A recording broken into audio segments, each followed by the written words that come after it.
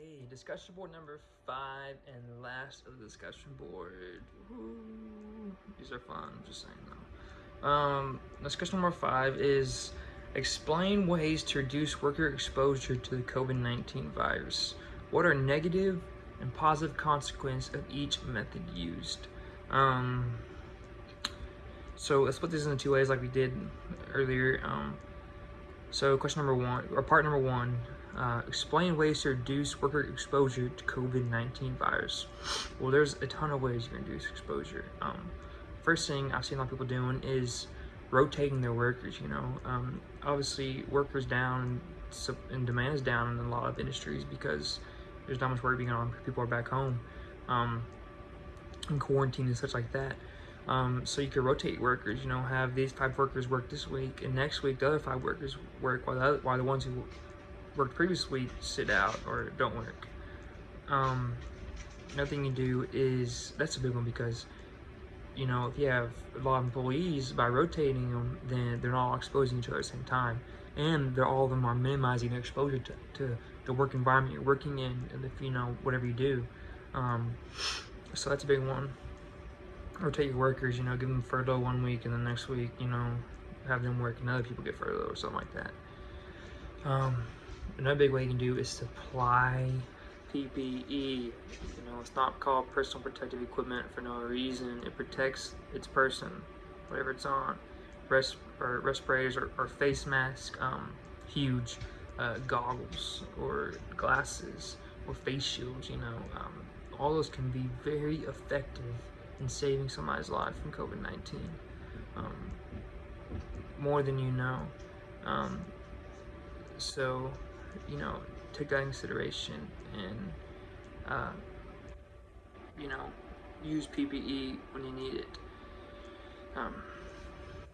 So, the 2 we have so far right now is explain ways to reduce workers exposure to COVID-19, PPE, supply your workers with PPE, okay, employers. Second is rotate, supply, or reduce their exposure to other employees or to outside sources.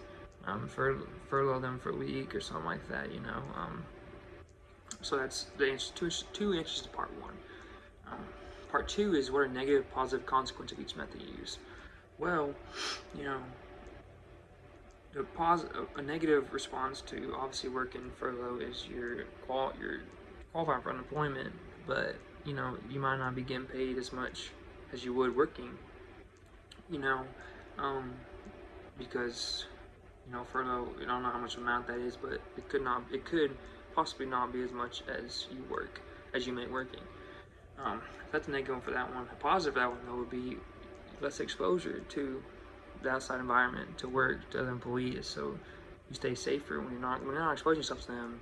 You're safer because you're not exposed to coronavirus if they have it. A negative one to PPE was not really much negative, but I would say the negative one would, I guess it could be, if somebody who's working an ordinary job is using PPE, then that means they're using respirators that other people can't use because they're using them. So, you don't want to give a respirator to, the guy who's just holding the door for people, when people who are working in surgery need it or working directly with coronavirus need it, the supply and demand of PPE. That kind of goes back to number 1, we're asking, presidents, Congress for more PPE, give it to our people. That's a negative effect of PPE. Positive effect of it is pretty self-explanatory. I mean, PPE, personal protective equipment, somebody coughs right in your face, you're gonna want to have a face shield, right? And the mask underneath that, your face is one of your most exposed areas or most susceptible areas to disease. Your nose and or your mouth, ingesting or inhaling something. Your eyes can also be affected from that. So, the positive would be that you're protecting yourself from it, from those potential of routes of infection, routes of ingestion of this virus or stuff like that.